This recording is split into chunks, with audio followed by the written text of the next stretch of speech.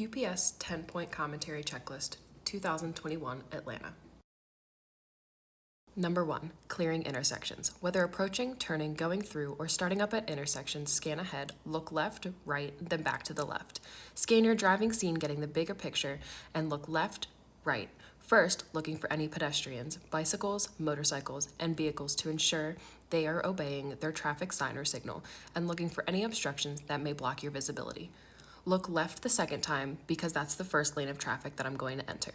Prior to entering the intersection, I check my traffic side mirror looking for traffic on the lane next to my vehicle that may turn in front of me. As I proceed through the intersection, I check the opposite side mirror to ensure I cleared the intersection of any hazards. Why keeps you alive at intersections? Number 2, when stopped in traffic. When stopped in traffic, I leave enough space between the front bumper of my vehicle and the rear bumper of the vehicle in front of me. If the vehicle stalls or becomes disabled, I can maneuver around the vehicle without having to back up in traffic. The space I leave in front of my vehicle is proportionate to the size of my vehicle. The longer my vehicle, the more space required. Why? Have an escape route.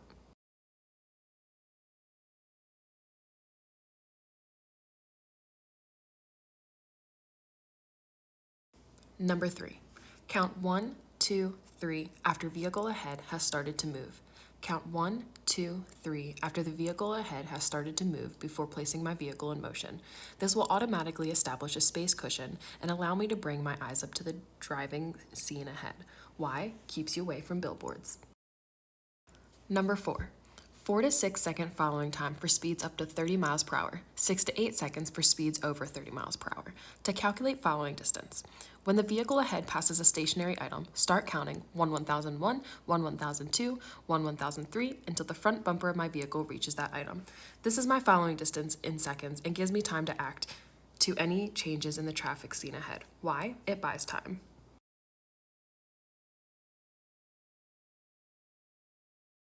Number 5, 8 to 12 seconds eye lead time.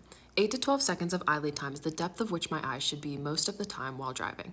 To establish eye lead time while driving, I pick a stationary item in front of my vehicle and start counting 1 1001, 1002, 1 1003 until the front of my vehicle reaches that item. That is my eye lead time in seconds. Remember that it is a maintained depth of vision. Why? Centers car in traffic lane.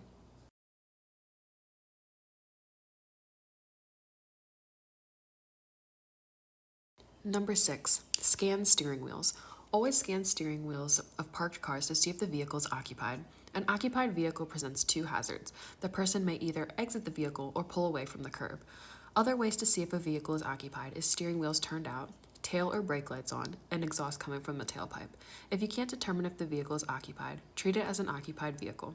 A small tap or loud blast if necessary, close enough to be heard, yet far enough away to take evasive action. Why? Take path of least resistance.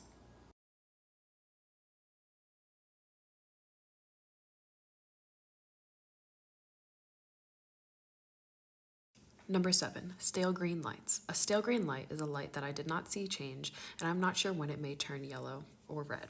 A pointed decision must be established between the front bumper of my vehicle and the stop line. If the light would change before reaching my decision point, I will be able to bring my vehicle to a safe stop behind the stop line.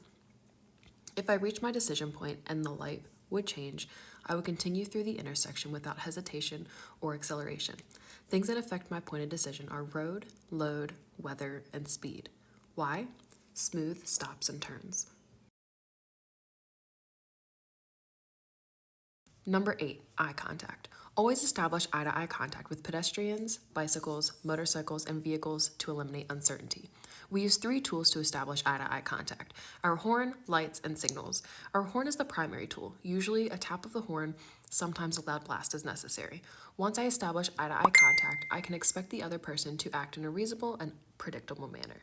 Why? Establishes eye-to-eye contact.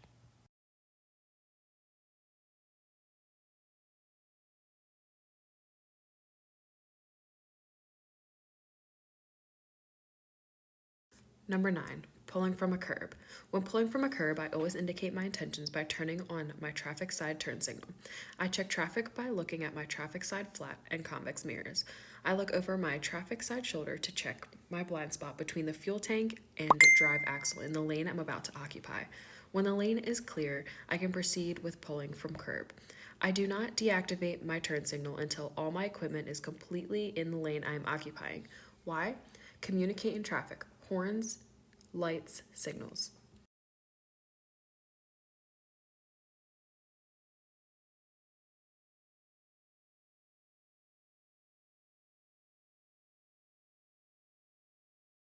Number 10, use of mirrors and gauges. I check a mirror every 5 to 8 seconds looking for a lane position, traffic conditions, and mechanical problems.